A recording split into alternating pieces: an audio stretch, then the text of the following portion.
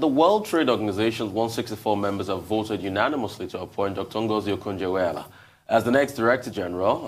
Dr. Iweala makes history, Okonjo-Iweala, I should say, as the first woman and the first African to head the World Trade Body. She was formerly Nigeria's finance minister and managing director of the World Bank. Dr. Okonjo-Iweala now facing the challenge of reviving the influence of the World Trade Organization, rebuilding relationships with a more multilateral United States, and reforming WTO's very complicated dispute settlement system. She begins a new role on the 1st of March and laid out some of her plans to WTO member countries earlier, a speech that Arise had exclusive access to. I would like to express my profound gratitude to the WTO membership for electing me to lead this organization at this critical juncture. Special thanks to President Muhammadu Buhari and all my Nigerian compatriots for their support and prayers. I also want to recognize and thank ECOWAS and AU heads of state, the ACP Secretary General and the ACP membership for their early support of my candidacy. Thank you to other members who supported my candidacy from start to finish of this selection process. Without the recent swift action by the Biden-Harris administration to join the consensus of the membership on my candidacy, we would not be here today. I'm grateful to the United States for the prompt action and strong expression of support. Finally, my thanks to my family and friends, too numerous to name here, for their strength and encouragement throughout this process. It has been a long and tough road, full of uncertainty. But now, it's the dawn of a new day, and the real work can begin. Today, WTO members are making history. For the first time in the 73 years of GATT and WTO, you are selecting a woman and an African as Director General. This is groundbreaking and positive. I'm grateful for the trust you have in me, not just as a woman and an African, but also in my knowledge, experience, and as some of you have said, courage and passion to work with you to undertake the wide-ranging reforms the WTO needs to reposition itself for the future. At the WTO, the DG leads from behind, working with the talented Secretariat staff to help members achieve results.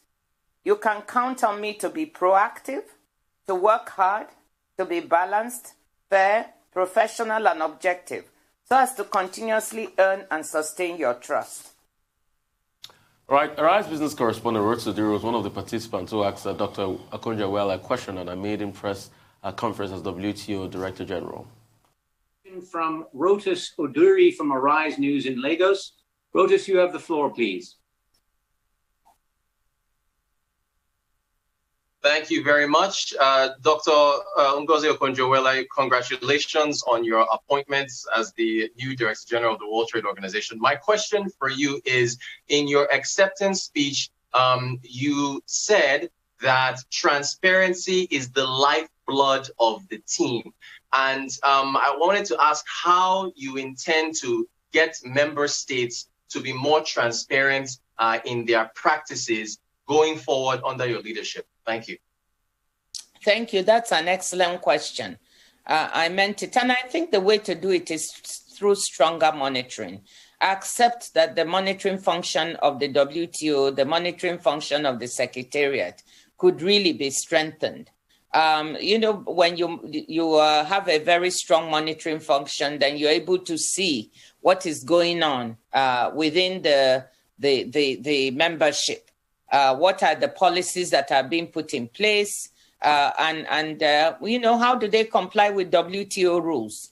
And then also using technology. I hope we can continue. The WTO has been using technology to try and get members to put all their new trade rules and regulations and whatever they're doing, like all these export prohibitions and restrictions, using the technology. Now, some of the members don't have the capacity. Some least developed countries have said to me that they lack the capacity, and that's there we need to give them the help and support needed.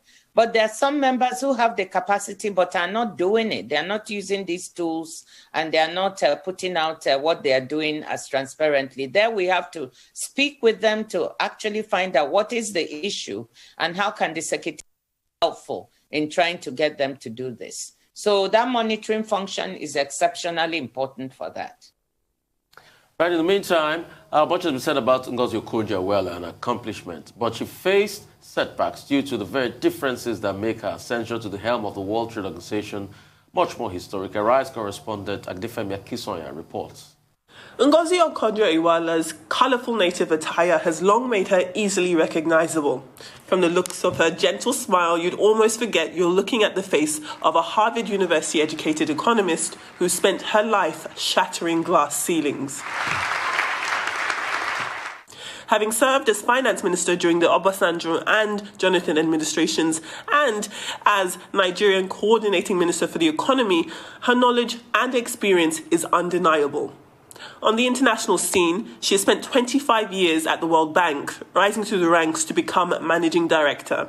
In addition to that, she sat on the boards of Twitter, the Global Alliance for Vaccines, Standard Chartered Bank, and the African Risk Capacity. When we look back at 2008, it's no secret it was a disastrous year for the global economy. But Okonjo-Iweala's efforts to establish the excess crude account allowed Nigeria to save the money used to shield the country from the economic fallout of the financial crisis. She introduced the Treasury Single Account and the Integration Personnel Information System payroll system, which eliminated ghost workers and streamlined payments in the public sector. Okonjo-Iweala's efforts on Nigeria's fuel subsidy scheme involved creating a committee to investigate allegations of subsidy fraud, which led to the prosecution of many independent oil marketers in the country.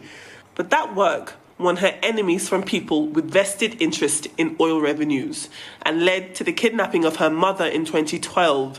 The criminals involved wanted her to step down from her position as finance minister. Instead, she stepped up, fighting corruption and identifying ways to strengthen Nigeria's finances. Her negotiations on debt forgiveness have been described as one of her biggest accomplishments. But career progression for Okonjo-Iweala has not been a straight line to the top. She contested to become World Bank president in 2012. She had the full weight of support from Nigeria, but the effort ended in disappointment when Korean-American Jim Yong Kim became the president of the World Bank. Many have suggested she was the casualty of the Bretton Woods institution's age-old agreement, which has resulted in only Americans leading the World Bank while Europeans would head the International Monetary Fund. As poetic justice would have it, Ngozi Okonjo-Iweala, a black African woman, was on the 15th of February 2021 confirmed as the Director General of the World Trade Organization.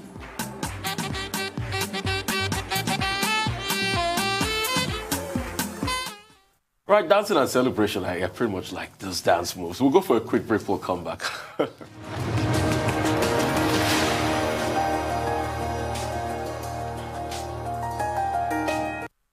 Right, moving on. Let's talk some business this morning. We've got Michael Wilson joining us from London. Michael, great to have you. Good morning. Morning. US President's Day holiday yesterday didn't stop futures on all the American markets actually looking quite well. Bit of catching up to do today, but it looks like it will. The Lunar New Year apart, let me just give you an Asia roundup. And basically, Asian equities are stronger. We noted, did we not, that the Nikkei closed above 30,000. That lasted in 1980 yesterday. That appeared to be spurring more buyers into the market. And also the Bank of Japan Central Governor Kuroda has said that the bank would continue to buy ETFs, which form part of its ongoing quantitative easing program. So basically, what the central bank is saying is we'll still prop up any kind of problems coming from any kind of pandemic. Let's go across to China. On holiday, of course, the Lunar New Year didn't stop them going to the cinema. Entertainment soared after box office receipts hit an all-time high. They've already gone over 10 billion renminbi. Holiday surge in box office underscores actually the divergence between, there they are in China, sitting apart. They're sitting in a cinema, and complete divergence from what happens, for example, in the United States, where there are waning ticket sales. A budget in Singapore released its emerging stronger budget for 2021 today, having thrown money at COVID-19. The government, it will stay in expansionary mode. That's what it's actually saying. It will be targeted, retraining, upskilling the workforce, tourism and aviation getting the goodies, other industries won't. So you're going to see a fall in the stocks of banking and property stocks and retail too. The new WTO boss, not unknown to you, of course, because you've been spending most of the programme talking about it so far. She has said that no vaccine protectionism apart from the normal history that she's actually made. She's actually come out quite strongly about that. She said that vaccine protection must be overcome to solve the pandemic, a phenomenon where rich countries are vaccinating their populations and poor countries have to wait, must be avoided, she said. Let's hope she can do so. The nature of the pandemic and the mutation of many variants makes this such that no one country can feel safe until every country has taken precautions to vaccinate its population. So she's hit the ground running. Let's go to mining. BHP Billiton, the world's largest miner, best first half profits in 7 years. Strong appetite from China are clearly hitting that. China's reliance on commodity-intensive stimulus measures as well to sustain economic growth has actually helped that push as far as mining is concerned. So the US back from holiday today. The data calendars bare really, the cupboard there. However, stimulus watch will continue and it's got its catching up to do, and everybody will be buying everything just like they're tending to do these days when they don't really know what to do. But anyway, there will be catch up. UK Jaguar Land Rover says it'll go all electric by 2025. It'll ditch current models and the rest. That will be a big problem for it. It doesn't really have any choice, to be honest, because other car manufacturers are under pressure to release CO2 emissions and so on. And of course, with the Great Britain hosting the Green Summit later this year, it'll be a good standard bearer for that. UK FTSE had its biggest day since January yesterday on the fact that the vaccine programme is ahead of schedule, up 2.5%. As far as commodities are concerned, Big Chill, great movie that, by the way, Big Chill in the United States, that's helping spot prices in oil, but it's taken nearly 1 million barrels of production offline, so that's sort of underpinning the oil price. WTI edged to $60.3 a barrel this morning. As far as gold's concerned, well, tension on platinum and so on, and silver, gold's been actually quite sidelined. There may be some bulls with a big pause for thought. It's marooned near its 2-month lows and not expected to come out of that anytime soon. It's actually a global view. Good morning. Good morning, Michael. Very quickly, I would like you to comment a little bit more on the emergence of Dr. Ngozi Okonjo-Iweala. We were prepared for it. We were expecting it. We talked about it yesterday. But she's focusing on public health, one of the issues she talked about yesterday. And you refer to it, COVID nationalism, vaccine nationalism, and how that could pose a threat to the interest of the world. But how easy will it be for her to ensure the equity, the access that she's been talking about, even as a member of the Gavi Alliance that was involved in the COVAX facility initiative? That's one. And then, of course, the other challenges that she faces. She says it will no longer be business as usual. In other words, a new broom has shown up to clean sweep. To sweep clean, and also she's talking about reform. What are the kind of challenges she's likely to face? And then secondly, India. Amazing, Jeff Bezos is involved in, at a personal level, a fight with Mr. Ambani, the biggest entrepreneur in India. Amazon versus Reliance over e-commerce. Now, how easy is it for foreign companies to do business in India, considering the fact that India is such a big market? And this fight between Amazon and Reliance over control of e-commerce in India, how do you think it will end? What do you think are the big issues here? How big is the quarrel?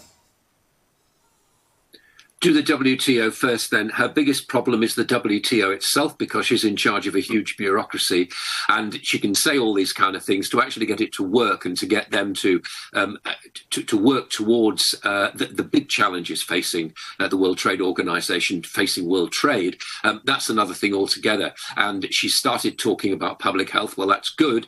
Will that actually happen? Who knows? I mean, it hasn't happened in Europe, has it?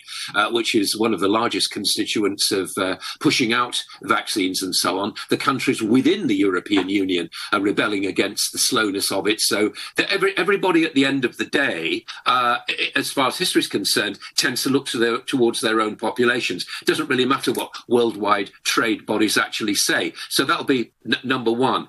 Number two, her biggest challenges is, as we said yesterday, going to be China. No question about that. China is going its own way. If it wants to come to the table, then it can, but it will be diplomacy. I think she'll probably have a good endorsement from President Joe Biden, who is going about that similar kind of work. If he gets the WTO on its side and vice versa, the WTO gets the US on its side, despite the US having tried to stop her getting that job because of her supposed lack of experience. But that's Trump, of course. That's not Joe Biden. If there's cooperation there, might work well. As far as India's concerned, I just have my doubts about India always. Yes, it always makes the right noises.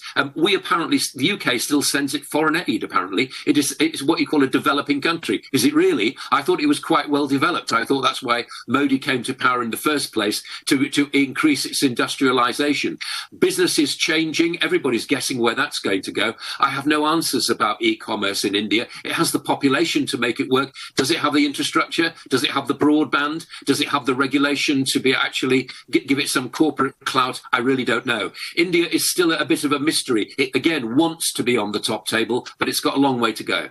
What are your thoughts on Tony Blair calling for a global standardized COVID passport showing vaccination status, testing status, because the continued lockdowns are having obviously detrimental effects on the economy?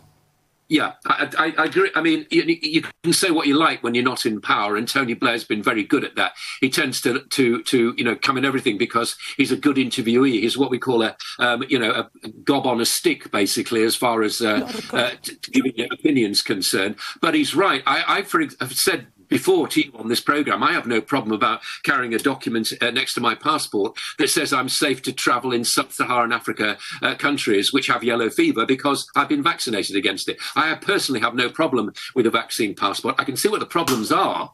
I can see a lot of people actually for religious or just for personal reasons not wishing to be vaccinated. I wouldn't like to see them being promoted as sort of underclass that can't travel. But I think generally speaking, if you want to travel, it's down to everybody's individual responsibility to do what they can to get out of this mess, to get out of this pandemic. And if that involves carrying a passport, then that's a good idea. All right, Michael, I'm sure this is a compliment. You're such a Tory, honestly. With that Tony Blair comment, you're such a big Tory. But moving on, I'd like to talk about Google.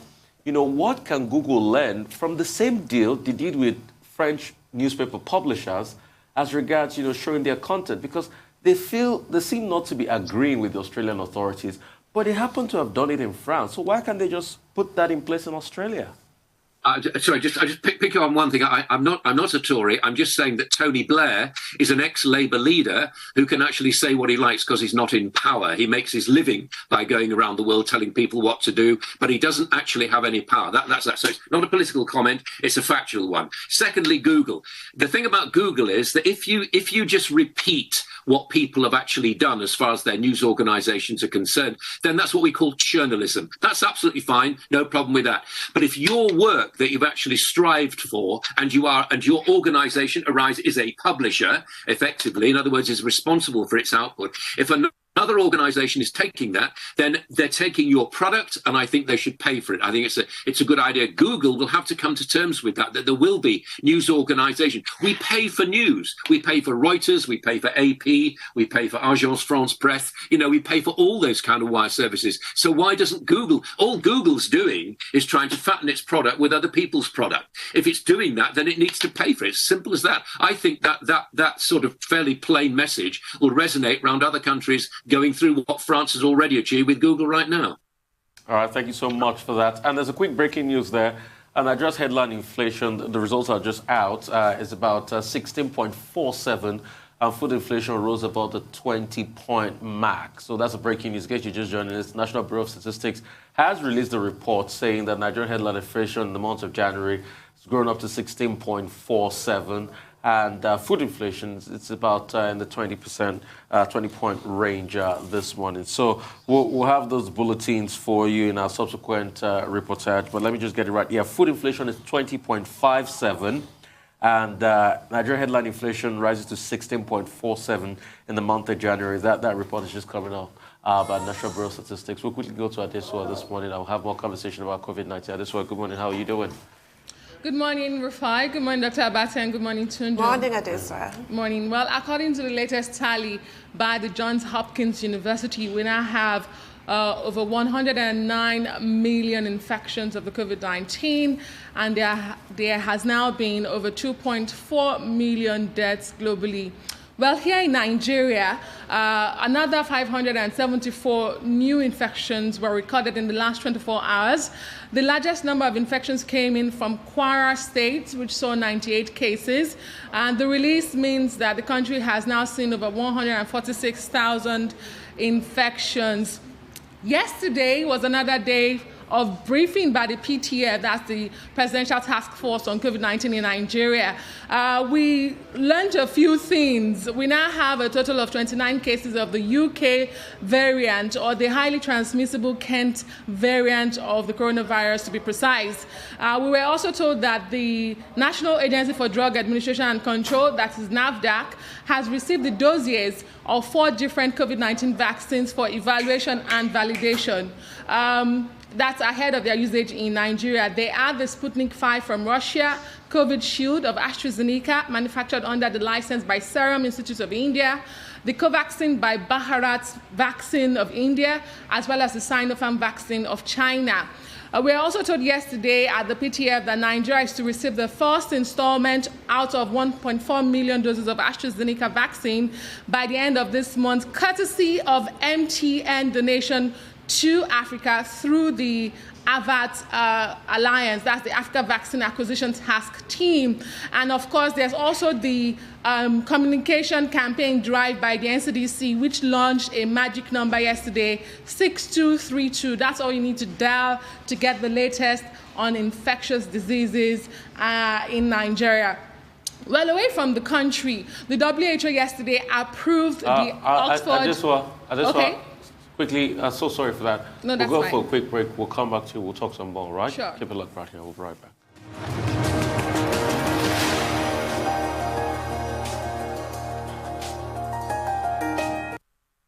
Right, we'll come back to you Adesua more this morning and we'll talk more about COVID-19. Adesua? Thank you, Rufai. So talking about other COVID-19 major developments in the last 24 hours, the WHO, that's the World Health Organization, has approved the AstraZeneca Oxford vaccine for emergency use, meaning that the vaccine can now be rolled out globally and also participate in the COVAX program that aims to bring vaccines to poorer countries. Through this official statement on the Twitter handle of the WHO, we were told that 2 versions were actually approved. That's the AstraZeneca by the Republic of Korea and that of the Serum Institute of India. Finally, guys, let's take a quick look at vaccination rollout across the globe. If we could get that picture, which shows exactly this one, it shows the unequal access of vaccines and varying degrees of country efforts in getting available shots into people's arms. And of course, the continent, as you see, not so much action happening in Africa and Australia at the moment. For Australia, they just received their first shipment of jabs in the last 24 hours. They are set to roll out any moment from now, as well as New Zealand. Israel's rate of inoculation dwarfs any other nation by population. But in terms of number of doses given out so far, the United States, the country most affected by this pandemic, has actually administered the most vaccine shots in the world. That's that table. After the US, you have China, the UK, India, and Israel making the top 5. I think that's about 10, 11, 12 countries on that list. You see, just Morocco in Africa was able to make it to those top countries there. Well, quickly, the WHO giving emergency approval for the AstraZeneca Oxford University vaccine. I think it's a very interesting development. the WHO Director General, Dr. Tedros Ghebreyesus, says, well, we have everything now in place. What remains is the challenge of distribution. But the importance of this AstraZeneca endorsement, after the Pfizer endorsement, the Moderna endorsement, is simply that, look, if you look at all the candidates, the vaccine candidates that are already on the table, the AstraZeneca vaccine seems to be the cheapest. Yes, it is. Even in terms of storage, it seems to be the most convenient. And so this is an advantage for developing countries in a real sense. Even in terms of cost, it's also the cheapest. And it's interesting that this is the particular vaccine that the African Vaccine Task Force, the AVATT, is investing in with the support of the African Union and also of the Afrexim Bank. So this should be something that should be of interest to us all. And the WHO, after its assessment, has said very clearly that the risks are lower than the benefits. Yes. Because you recall that by February 11, the same WHO had said, well, you could experience some kind of side effects, but that basically the AstraZeneca vaccine is safe, not just for the developing countries, but for all countries, and even with regard to the various variants that have been identified, particularly the South African variant, which prompted the South Africans to suspend the application, the deployment of the 1 million doses of the AstraZeneca vaccine that they had ordered originally. The second issue has to do with Nigeria. I think it is good that we are now hearing from our Minister of Health, Osage Aniri, more details. We now know, we've been told, that Nigeria now has an interministerial vaccination committee, as he referred to it, and that certainly Nigeria has a framework in place for the deployment of vaccines. We're expecting, according to him, the first deployment of vaccines by the end of February. And we hope that that framework that he says is in place will be a framework that will be effective. And he has also warned that any vaccine that is not approved by the Ministry of Health, anybody that takes that will be taking it at his own risk. Yes. And I think he needs to provide more information in that regard. Because, it was Interpol that warned us originally about illegal merchants in fake vaccines. Before you know it now, some of our compatriots will see vaccine deployment as a business. So I think the Presidential Task Force needs to do a lot to give information about where to get the vaccine, how to get it, the vaccine that has been approved. For the first time, Hanere, the Minister of Health, is telling us that, okay, yes, the AstraZeneca vaccine is on its way, small dose of the Pfizer vaccine that is possible. They are also talking to other vaccine manufacturers. They are talking to India. They are talking to China. They are also talking to the Johnson & Johnson people, whose vaccine is targeted at just one dose. Yeah. Now, they need to make that information available before some people start a black market business in vaccination in Nigeria, which is something you cannot put beyond our people. Pakistan, the government have allowed private institutions to procure the vaccines, and I was thinking of this point that you just made here. If that happened here, it would probably be a recipe for disaster. So my fear are the mutations. I think I was reading Guardian this morning, and I saw another new mutation, the B1525 mutation. Yes. All this mutation take the spike protein of the EK84K. That's the ERIC mutation. It's on the spike protein of the coronavirus itself. And what this does is it has enzymes that attaches itself to the cells. And once this mutation comes up, it makes it difficult for the antibodies created by the bodies to fight the virus. This B1525 was genomically sequenced sometime back in Nigeria. So we are seeing all this new sequencing. And the reason why these viruses can mutate is because people are not wearing their face mask or doing all the non-pharmaceutical methods. So please, people should wear their face masks. They're still looking at this. Scientists are still saying how they can effectively address that EK84K mutation, the ERIC mutation, to be able to fight it head on. And one step further, again, will be let's do what is right. Secondly, I quickly talk about the need for the zero prevalence. We want to see it as much as possible. Yeah. We want testing to be ramped up. It's taking too long. In fact, December last year said the analysis was going on. I don't know how long it's going to take for analysis. We'll see the results of that zero prevalence test. We're talking about mutation. Yes. It may interest us to know that in Canada, some scientists have said there is now a Nigerian variant of the coronavirus mutation. Yeah.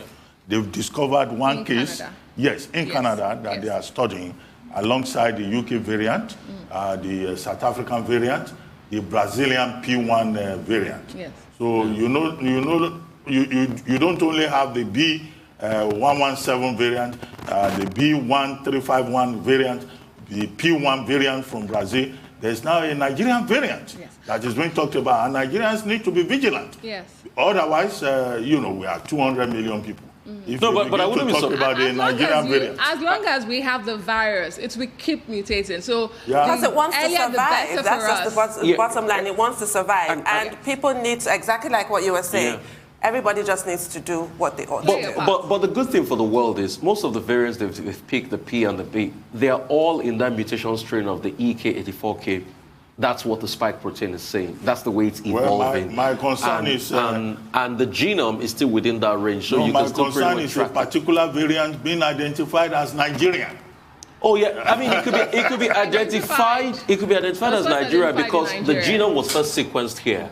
And kudos to all the lab scientists in Nigeria. We're doing a great work because one of the first genomes that was sequenced in the world was in Nigeria. So in terms of that, we're doing great work. No, it's not about the sequencing here, the genome sequencing at Redeemers University. It's about, an established mutation that they say is sourced from Nigeria. People come from every part of Nigeria. They can bring in those established mutations and they can sequence it in Nigeria and call it a Nigerian strain. No, they're saying this one is a native of Nigeria. So I don't want to get into antigen drift or antigen shift. We have the Kent variant, the South African variant, the Brazilian variant, because they were first identified in those countries. That's just it. As I don't know if it's going to be like influenza. This Nigerian one was first identified in Canada. Okay, it's time for a short break on the morning show. Thank you so much, Alice.